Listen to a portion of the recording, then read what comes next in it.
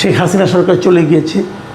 মানুষের মনে একটা আশা গড়ে উঠেছিল শেখ হাসিনা চলে যাওয়ার পর যে এবার বোধহয় আমরা একটা চেঞ্জ পাবো, তরুণদের হাতে একটা এস্টাবলিশড গভর্নমেন্টের পতন এবং তরুণদের নিয়ে আরেকটা সরকারের গঠন। কিন্তু সেখান থেকে আমরা পেলামটা কি? আমাদের যে প্রত্যাশা নিয়ে আমরা হাসিনা সরকারের বিরুদ্ধে আন্দোলন করেছিলাম তরুণদের নেতৃত্বে, সেই প্রত্যাশা কি সে তার গন্তব্যে পৌঁছতে পেরেছে? এই প্রশ্নটা কিন্তু মানুষ বারবার করেছে। ইউনূস সরকারের 18 মাস করেছে এবং পরবর্তী সময়ে নির্বাচিত সরকার যখন আমরা পেলাম তার যে 5 মাসগুলো, সেখানে কিন্তু সেই একই প্রশ্ন বারবার এসেছে।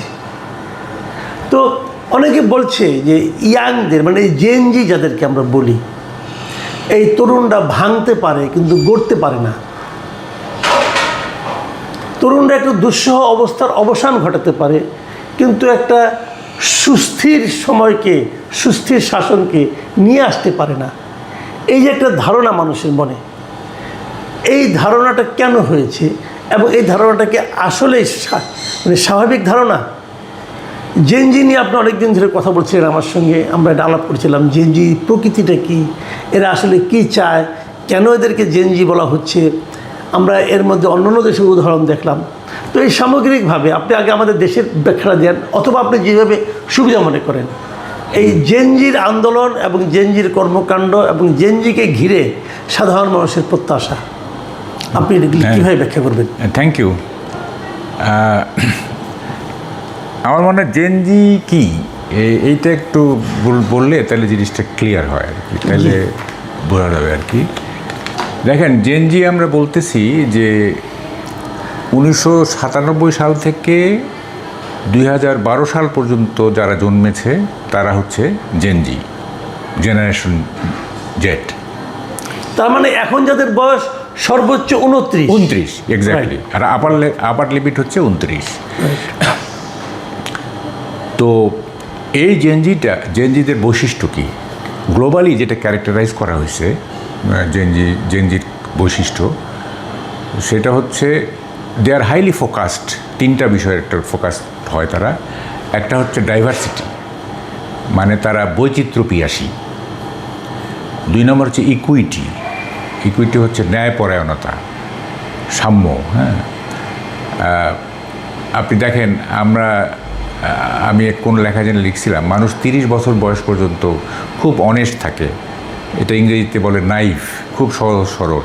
30 বছর পার হয়ে গেলে নানা সার্কামস্ট্যান্সিয়াল কারণে তারা করাপ্ট হওয়া শুরু করে, ওই বিয়ে করে, অমুক তমুক, চাহিদা বাড়ে ইত্যাদি। বিয়েটাকে করাপশনের দ্বার নাকি, দরজা নাকি? না, করাপশনের দ্বার বলবো না, মানে বিয়ে করলে এত বার্ডেন বাড়ে, রেসপন্সিবিলিটি বাড়ে, সেই অনুযায়ী হয়তো আয় হয় না বলে তাকে এরকম একটা। কিন্তু 30 বছর পর্যন্ত খুব নাইভ থাকে, খুব অনেস্ট থাকে। তো গ্লোবালিও এটা করা হয়েছে যে ইকুইটি জেনজিদের মধ্যে, এটা 29 যেহেতু আপনি বলতেছেন, আমরা বলতেছি। আর একটা হচ্ছে সোশ্যাল চেঞ্জ, তারা সামাজিক পরিবর্তন, একটা নিউ ট্রেন্ড সেট করতে চায়। এই যে নিউ ট্রেন্ড সেট করতে চায়, এটা কিন্তু আমরা অনেক আগেও ইউরোপেও দেখেছি 60s। এই যে অ্যাংরি ইয়াং ম্যান একটা আন্দোলন হয়েছিল, যুদ্ধবিরোধী পরিবেশবাদী আন্দোলন হয়েছিল। নতুন ট্রেন্ড তারা সেট করতে চায়, একটা আকাঙ্ক্ষা থাকে পরিবর্তনের। তো এইটা হচ্ছে জেনজিদের ক্যারেক্টারাইজেশনের মানে মূল জায়গাগুলো। দেখেন, আরও কিছু ব্যাপার আছে, এটা ভবিষ্যতের কথা চিন্তা করে বলতে হয়। জেনজির পরে কিন্তু আরেকটা জেনারেশন আসতেছে, সেটাকে আমরা বলতেছি জেনারেশন আলফা। জি, ঠিক আছে। জেনারেশন আলফাটা হচ্ছে 2010 থেকে 2024-এর মধ্যে যারা জন্মেছে, অর্থাৎ এটা আপার লিমিট হচ্ছে 16 বছর। ঠিক আছে। এই জেনারেশন আলফা, তাদের ক্যারেক্টারিস্টিক্সগুলো হবে, এখন তো 16 বছর মাত্র, হবে গ্লোবাল স্মার্টনেস, স্মার্ট টেকনোলজি এবং আর্টিফিশিয়াল ইন্টেলিজেন্স, এগুলোর মধ্যেই তারা আপনার সীমাবদ্ধ হয়ে পড়বে। এরপর আরেকটা যে জেনারেশন আসবে, সেটাও এখন থেকে ফোর্সি করা হচ্ছে, সেটাকে বলা হচ্ছে জেনারেশন বিটা, আলফা। এটা তো গ্রিক ল্যাটিন অ্যালফাবেট থেকে আসছে, বিটা আলফা। এরা জন্মাবে 25 সাল থেকে 2039 সাল পর্যন্ত। আচ্ছা। এবং এইটা সবচেয়ে বেশি আপনার টেকনোলজিক্যালি খুব একটা ভয়াবহ রকম একটা জেনারেশন হবে তারা। এবং এই জেনারেশনে আপনার তারা শেফট হবে, একেবারে ডিপলি টেকনোলজিক্যাল শিফট হবে, একটা শিফটিং হবে সেখানে। এবং এটা এক্সপেক্ট করা হচ্ছে যে তারা গ্রো করবে, গ্রো আপ হবে এআই এবং অটোমেশন দ্বারা, এবং এআই এবং অটোমেশন ফুললি ইন্টিগ্রেটেড হয়ে যাবে তাদের ডেইলি লাইফ এবং এডুকেশনও। ডেইলি লাইফ এবং তাদের এডুকেশনটা ফুললি অটোমেশন এবং এআই দ্বারা নিয়ন্ত্রিত হবে। তখন কিন্তু আর এসব কী বলে যে এগুলো পরে আসতেছি। তো এই যে আমরা একটা 3টা জেনারেশন আমরা ভাগ করলাম, জেনজি, জেনারেশন আলফা, জেনারেশন, কারণ আমাদের তো ভবিষ্যতে চিন্তা করতে হবে, তাই না? এই মুহূর্তে যদিও আমরা এই মুহূর্তে বসে আছি। এখন আপনি যে প্রশ্নটা করলেন, এই যে কেন মানে এই যে মানুষের মধ্যে যে ধারণাটা আছে, দেখেন এই যে আপনার শেখ হাসিনা রেজিমের পতন হলো না জেনজিদের নেতৃত্বে, এটা একটা প্রাথমিক বিজয়, ঠিক আছে? এই বিজয়টা যে তারা ক্যারি ফরওয়ার্ড করতে পারলো না, সেগুলোর কতগুলি সাবজেক্টিভ কারণ আছে, কতগুলি অবজেক্টিভ কারণ আছে।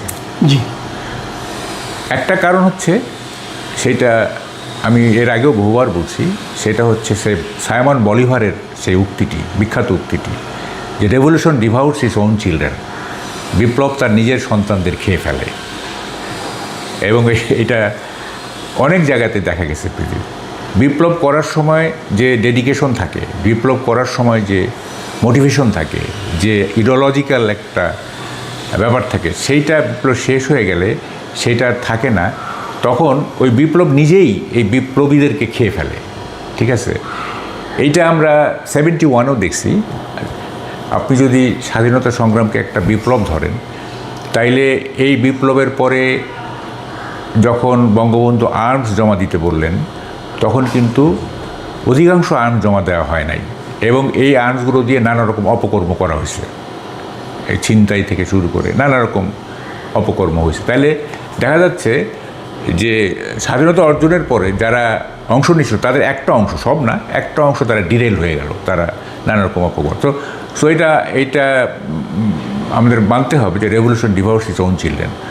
2 নম্বর কারণটা হচ্ছে, দেখেন, technology without liberal arts can be destructive.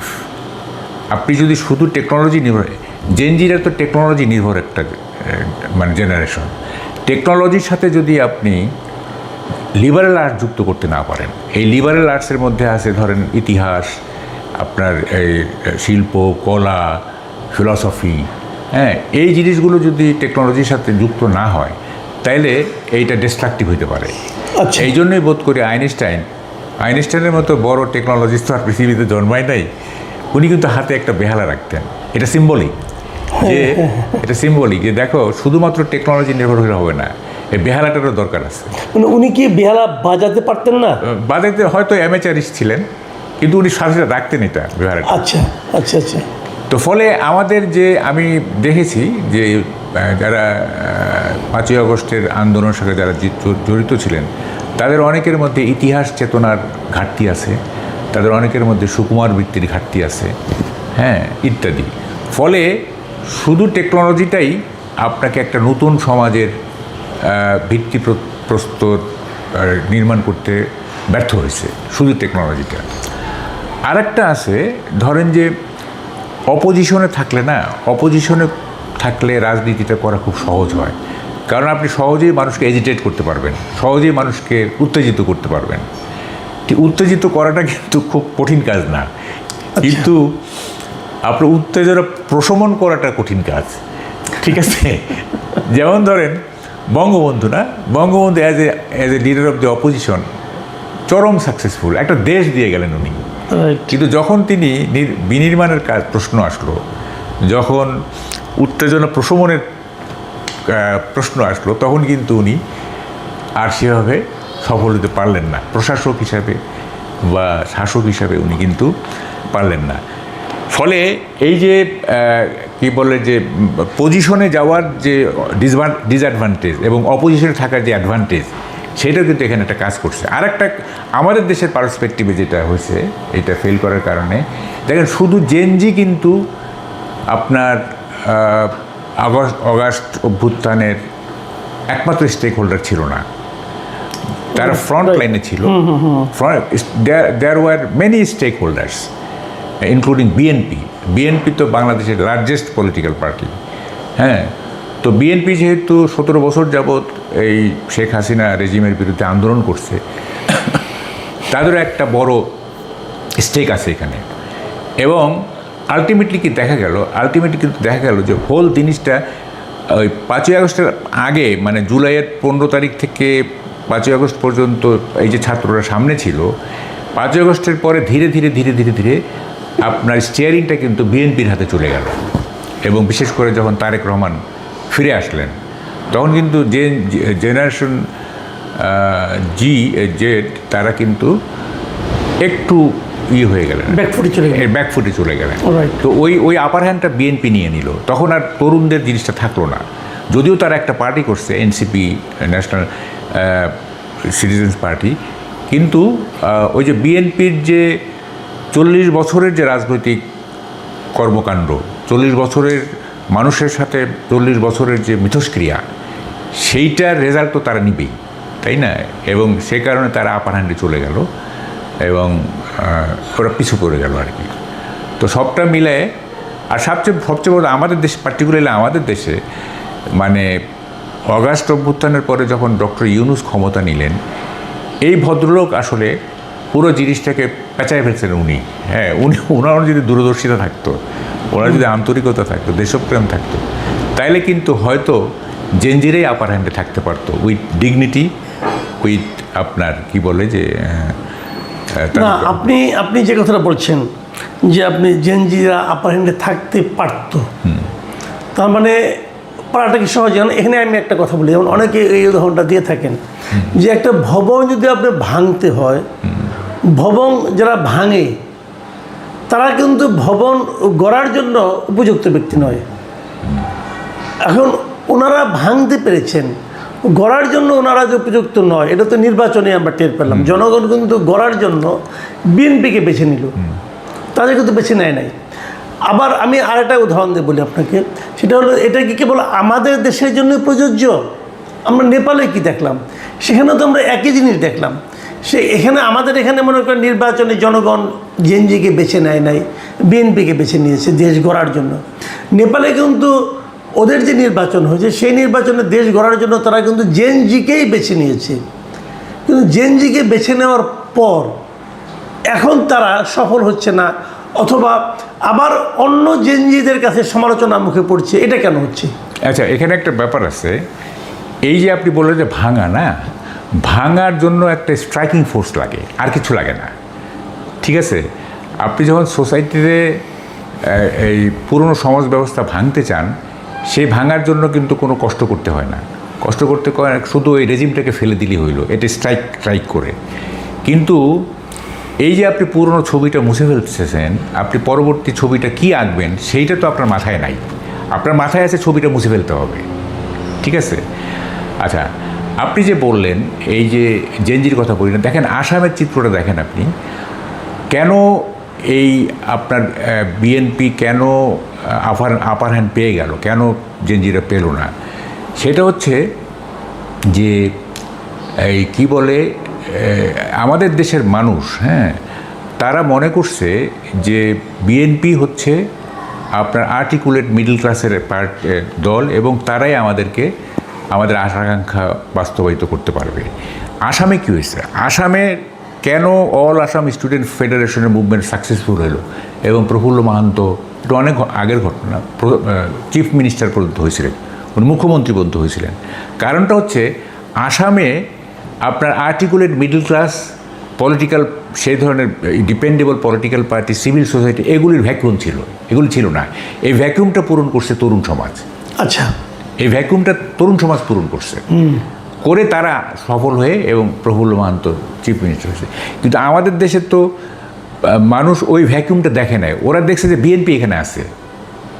আমি বুঝতে পারতেছি, এখানে বিএনপি আছে, তাই না? এখানে কোনো ভ্যাকুয়াম নাই। যদি ভ্যাকুয়াম থাকতো তাইলে কিন্তু তারা সফল হোক বা ব্যর্থ হোক, তাই স্টিয়ারিংটা তাদের হাতে থাকতো। কিন্তু তারা কি সে স্টিয়ারিং কার হাতে থাকলো এটা যেমন ইম্পর্টেন্ট, সেটা তো এটাও তো জরুরি যে তারা সেই স্টিয়ারিংটা ঠিক মতো ব্যবহার করতে পারতো কি না। আমি একটা স্টিয়ারিং ধরিয়ে দিলাম, সে গাড়ি নিয়ে গাড্ডায় পড়ে গেল, তাহলে তো আরও ভয়ঙ্কর, যেটা নাকি নেপালে আমরা দেখতে পাচ্ছি। নেপালে কিন্তু খুব সুখকর অনুভূতি কিন্তু নেই এখনো। না না, তো ওটা মানে তাহলে এটা কি আপনি আপনি জেনজি যেটা বলছেন, আপনি জেনজির যে বয়স সীমাটা ধরছেন যে 97 থেকে 2010 পর্যন্ত যাদের জন্ম, মানে যাদের সর্বোচ্চ বয়স 29 এবং সর্বনিম্ন বয়স 16, মানে 16 থেকে 29 বয়সের যে জনগোষ্ঠীটা, আপনি এদেরকে জেনজি বলছেন। তো এদের মধ্যে কি দেশ পরিচালনা করার মতো অভিজ্ঞতা অথবা ধীর স্থির মনোভাব এটা কি থাকাটা স্বাভাবিক? দেখেন, আমি একটা উদাহরণ দিয়ে আপনাকে বলি, একটা প্রশ্নই করি। এই আমাদের যে ডক্টর ইউনূসের যে সরকারটা ছিল, এই সরকারে কিন্তু বৃদ্ধদের সমাহার ছিল বেশি, কিন্তু এখানে জেনজিদের প্রতিনিধিও কয়েকজন ছিল। যারা ছিল তারা কি তুলনামূলকভাবে বৃদ্ধদের তুলনায় ভালো করেছে? তাদের তো বদনাম আরও বেশি হয়েছে। এটাকে আপনি কি বলবেন? এইখানে বলি আমি, তরুণ সমাজে জেনজিদের উচিত ছিল, দেখেন বাংলাদেশে গ্লোবালি ধরেন যে 33 নিচে কিন্তু কোনো হেড অফ দি গভর্নমেন্ট পর্যন্ত হয় নাই, ঠিক আছে। এবং আমাদের যে জিয়াউর রহমান ধরেন, উনি প্রেসিডেন্ট হয়েছেন সম্ভবত 38 বোধ হয়। হ্যাঁ, আচ্ছা, তো এখন 29 যদি আমি আপার লেভেল ধরি, তাইলে কিন্তু ওই ম্যাচুরিটিটার অনেক ঘাটতি থেকে যাচ্ছে, এক্সপিরিয়েন্স এবং স্কিলের। তরুণ সমাজের উচিত ছিল যে তাদের নেতৃত্ব হিসাবে কিছু মধ্যবয়সী লোককে যুক্ত করা, ঠিক আছে, কিছু মিডল এজেড লোককে যুক্ত করা। এবং যেমন আমরা কি করছিলাম, আমরা জাসদ কি করছিলাম, আমরা কেন ফেল করছি? আমরা ফেল করছি যে আমাদের এজ গ্রুপটা ছিল ওই 16 থেকে 28, আসম আরবের বয়স তখন 28, ঠিক আছে। তো ফলে আমরা তো এই কারণে মিডল ক্লাস রেসপেক্টেবিলিটি যেটা বোঝায়, অর্থাৎ মধ্যবিত্তের সম্মান আদায় করা, মধ্যবিত্তের ভালোবাসা আদায় করা, সেটা আমরা আদায় করতে পারিনি। সবাই মনে করছে আরে এরা তো মানে দুধের বাচ্চা, এরকমও বলছে আর কি, তাই না? তো ফলে আপনি মিডল ক্লাস রেসপেক্টেবিলিটি অর্জন করতে গেলে আপনাকে তো নেতৃত্বে এমন কাউকে থাকতে হবে যে সবাই ভাববে যে এই লোকটার কিছু ম্যাচুরিটি আছে, এই লোকটার কিছু দক্ষতা আছে, অভিজ্ঞতা আছে ইত্যাদি, তাই না? তো আমাদের যে জেনজিরা তারা কিন্তু ওইটা করে নাই। পরে অবশ্যই এনসিপি করার পরে বিভিন্ন জায়গায় কিছু না, এখনও তো এনসিপি যদি আপনি দেখেন, এনসিপির আপনার মানে যে সর্বোচ্চ যে নেতা, তার বয়স তো এখনো 40 হয়নি, তাই না? যে ওখানে 40-এর বয়সী 40 তার চেয়ে বেশি 40 হয়েছে পাওয়া যাবে বলে আমার কাছে মনে হচ্ছে না। 40 হয়েছে তার? না, হয়নি তো। না 40 হয় নাই, হয় না। আমি সেটাই বলছি যে তাহলে তাদের উপর মানুষ ভরসা রাখবে। সেটাই তো বলতেছি যে আপনার এইটা তো মানে 5ই আগস্টের পরে তো আর বিপ্লব থাকলো না, তাই না? বিপ্লবের সময় যেমন মুক্তিযুদ্ধে তো আপনার এজ লিমিট কী ছিল? ম্যাক্সিমাম ছিল আপনার 16 থেকে 25 বা 16 থেকে 25, তাই না? কারণ ওটা একটা যুদ্ধ। হ্যাঁ, যুদ্ধতে আপনার লাগে, শারীরিক শক্তি লাগে, সব কিছু, মানে একটা কি বলে যে স্ট্রাইকিং ফোর্সের যে যতটুকু দরকার সেগুলো থাকে। কিন্তু যখন যুদ্ধটা শেষ হয়ে যায় তখন তো ওই 25 বছরের যারা যোদ্ধা, গেরিলা যোদ্ধা তারা তো আর ওই দেশটাকে পুনর্গঠন করার মতো যোগ্যতা তাদের নেই। তখন এসে ওই যে আওয়ামী লীগের পুরনো মানে বয়স্ক নেতৃত্বকে টেক ওভার করতে হয়েছে দেশ চালানোর জন্য, তাই না? মুক্তিযোদ্ধারা তো আর দেশ চালাতে পারে নাই, বা তাদের পক্ষে সম্ভবও ছিল না এটা, তাই না? তো ফলে আপনাকে একটা এজ লিমিট তো থাকতে হবে দেশ পরিচালনার জন্য। যুদ্ধের জন্য এজ লিমিট ঠিক আছে, 18 ইজ দি বেস্ট, ঠিক আছে, যুদ্ধের জন্য। কিন্তু যখন আপনি দেশ চালাবেন তখন আপনাকে certain amount of maturity, sagacity, দূরদর্শিতা এইসব থাকতে হবে, তাই না? তো ফলে সেইটা তো ছিল না। আচ্ছা, বুঝলাম, ওটা ছিল না, কিন্তু এখন তো আছে। তো এখন আপনি কি দেখছেন? আমরা একটা বিশাল আন্দোলনের মাধ্যমে একটা মানে স্বৈরাচারী সরকার বলি, যাই বলি, আমাদের উপর চেপেছিল, তাদেরকে আমরা সরাতে সক্ষম হয়েছি। তারপরে 18 মাস আমাদের ভাবলাম একটা দুঃস্বপ্নের মধ্য দিয়ে গেল, কিন্তু এখন তো একটা গণতান্ত্রিক সরকার এসেছে, ম্যাচিউরড গভর্নমেন্ট, এদের এর আগে একাধিকবার ক্ষমতায় থাকার অভিজ্ঞতা আছে, সরকার পরিচালনার অভিজ্ঞতা আছে। তো এরা যখন ক্ষমতায় এলো, এখন এদের কাছ থেকে আপনি কি পাচ্ছেন, কি দেখছেন? এটা কি অন্তর্বর্তীকালীন সরকারের যে এলোমেলো সরকার, তার চেয়ে অনেক ভালো কিছু হচ্ছে না কি হচ্ছে? আপনার মূল্যায়নটা কি গত 6 মাসের অথবা 5.5 মাসের? না, আপনার কিছু কিছু বিষয় তো ইন্টারিম গভর্নমেন্টের কন্টিনিউশন চলতেছে কিছু কিছু বিষয়ে, আবার কিছু কিছু পজিটিভ দিকও আছে। যেমন পজিটিভ দিক বলতে আমি বলবো যে প্রাইম মিনিস্টারের একটা গুডউইল আছে, আমি দেখতেছি উনি কিছু করতে চাচ্ছেন। কিন্তু দেখেন, একটা প্রাচীন বটগাছ আপনি সহজেই উপড়ে ফেলতে পারবেন না, ঠিক আছে? এই সোসাইটিটা কি আমাদের একটু বুঝতে হবে, হ্যাঁ, যে এখানে ভালো কিছু করা। আমি দেখেন, এটা 10-15 বছর যাবতই বলতেছি যে আমাদের ভালো কিছু হওয়ার নাই, হ্যাঁ, ভালো কিছু হওয়ার নাই। এটা এমন একটা সমাজ, হ্যাঁ, যেমন ধরেন আমরা কি আসলে সিভিলাইজড?